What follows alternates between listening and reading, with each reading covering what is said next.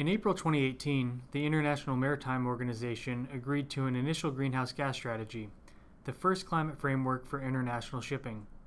In addition to achieving zero emissions as soon as possible this century, the strategy aims to reduce the sector's greenhouse gas emissions at least 50% below 2008 levels by 2050.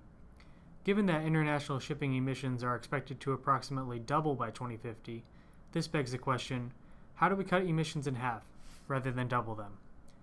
Take a look at this chart. The y-axis shows carbon dioxide emissions from international shipping in 2050. The x-axis shows different speed reduction scenarios. For each scenario, we show how 2050 CO2 emissions are affected by moderate technical efficiency improvements, represented by the green boxes, and accelerated technical efficiency improvements in purple.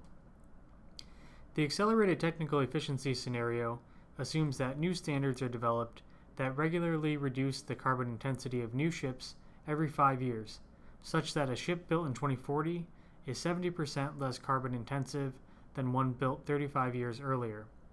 The probability that 2050 emissions are at least 50% below 2008 levels is shown at the top. For each speed reduction scenario, accelerating technical efficiency standards approximately doubles the probability of achieving the 2050 target. The highest probability of achieving the target, 74%, occurs when we accelerate the technical efficiency standards for new ships and reduce ship speeds by 30% at the same time. While IMO's long-term goal is to completely eliminate greenhouse gas emissions from ships, making new and existing ships more efficient in the short term substantially improves our chances of cutting emissions by at least 50% by 2050. To learn more, visit our website.